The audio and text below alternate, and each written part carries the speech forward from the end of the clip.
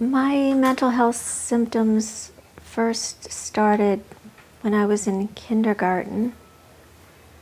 I remember getting very depressed because of some incidents that happened in the family and at school.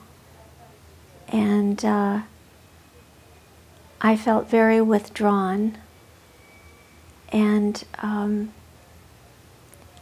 I would hide out in a hallway in our house and avoid being with people and avoid going to meals, and that was unusual. And I was informed by my father, who was a doctor, that I had to snap out of it and be normal and go sit with the family at meals, or he was going to hospitalize me. So that was the beginning. What I did to cope was to pretend to be normal, since that was what was required of me. So whenever possible, I just pushed away the sad feelings and acted as though they weren't there.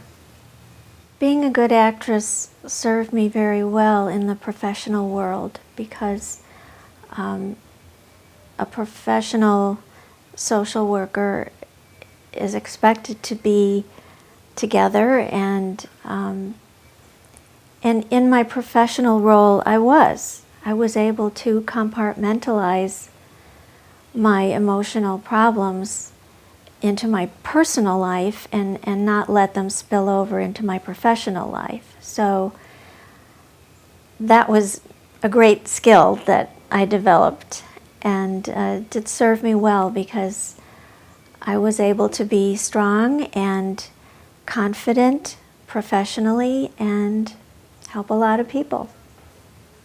What has helped me most in achieving recovery? That's a good question. It's a combination of things. I would say cognitive behavioral therapy was helpful. I took a mindfulness-based stress reduction course and learned this cognitive behavioral therapy techniques for challenging negative thinking, which is my biggest problem. And that was very helpful. So the other things that have been helpful have been medication, meditation, and mindfulness. So that's the ideal combination that's been helpful to me. I'm not depressed right now, but it can get set off pretty easily, and using the mindfulness-based stress reduction techniques is a great tool that I can call on when I need it. Art has been wonderful in helping me to cope with depression, because I use it as art therapy. I like to do expressionistic art, where I pour my feelings out onto an art medium of some kind.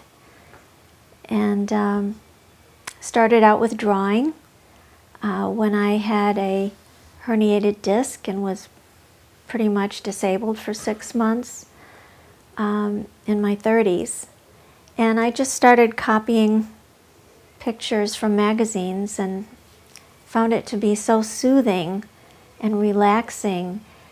And I also found that sense of flow, where you get so involved in doing that activity that you're not aware of anything else, and time passes quickly, and there's a feeling of well-being when you're done. I decided to go public about my depression because there's a movement now to fight stigma, and And the best way I think to do that is for people who are struggling with mental illness to come forward and talk about it and normalize it. I mean, there's quite a large percentage of the population that struggles with depression. And depression is on a continuum like many other things. There's very mild cases, there's very severe cases, and people fall everywhere in between.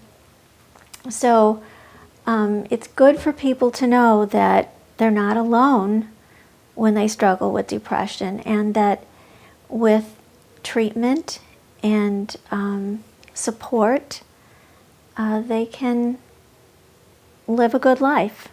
I wouldn't say a normal life, because I don't think it's normal to have to struggle with negative thoughts all the time like I do, but I am living a good life.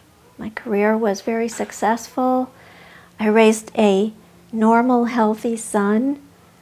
I'm in a happy marriage now, and I'm living in paradise here in Sarasota. So, wonderful friends, great social life.